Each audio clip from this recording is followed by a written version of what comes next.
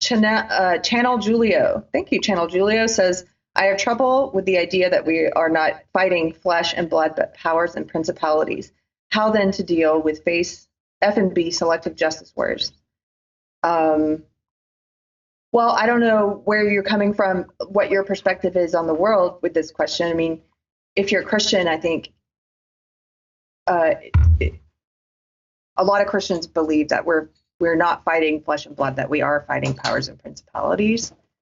And that actually gives me comfort in a weird way, because I don't know, it's like a movie where I feel like I know what the ending is anyway.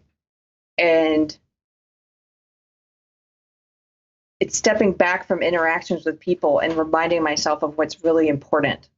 And when you're getting into a fight, like with a selective social justice warrior on Facebook, sometimes you can, the dopamine from being in an argument with someone, everything, it can consume you. And it can seem very important that you're arguing with this person. It's not important. It's really not. You can step back from it and say, okay, did I behave myself in a way I'm proud of in that interaction? Maybe I did, maybe I didn't. You can learn from it, but it's just part of something bigger.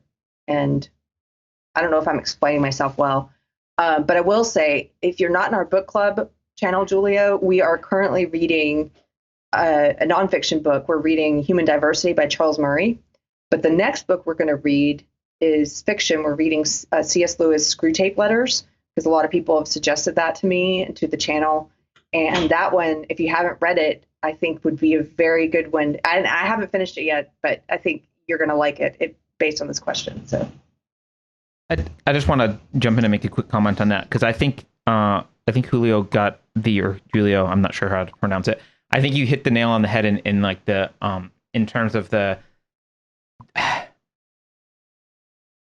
where the angst and depression comes from in fighting this battle, because I think the answer is we are fighting an ideological battle, and we're fighting flesh and blood people, because ideologies only have power through the actions of people who adopt them. And so we are fighting both, and that's the thing that gets depressing, because there are a lot of flesh and blood people implementing bad ideology, and ultimately it's an ideological war, which means that we need to be pushing the correct ideologies and building generations of kids who are immune to bad ideology.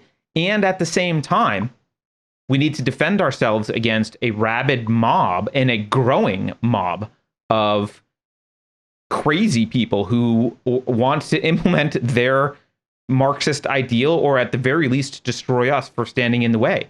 And I think the tough fact to face here is we are dealing with both. And I know I think because that's my perspective, that might be why I'm a little bit less into pulling SJWs out of the battle than Carrie is, and more focused on like normies, because and maybe why I'm more pessimistic than Carrie is generally, because that's my perspective, is because I really think that the only action left to us is to start, is to be aware that it's a flesh and blood battle in the near term, as well as an ideological battle, and to circle wagons and start building communities of people who have at least ideological alignment on basic tenets of Western civilization, and so that we can fight, because we may have to, like, someone said this the other day, if we do, let's say we all move to a state and secede, Marxists don't like that. Marxists don't leave you alone. That's not their thing. They're not like, it's the small government libertarian mindset that says, oh, you want a commune of hippies where you share stuff? Like, okay, you can go do that. Like, we'll leave you alone. We'll let you do your thing. Marxists don't let you do your thing.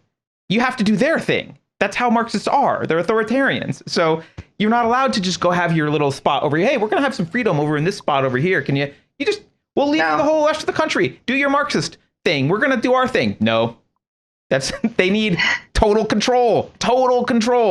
So I think it's likely to get to real battles at some point. They're like mosquitoes. There's no place in your backyard to I'm carving this out, guys. If only smoke worked.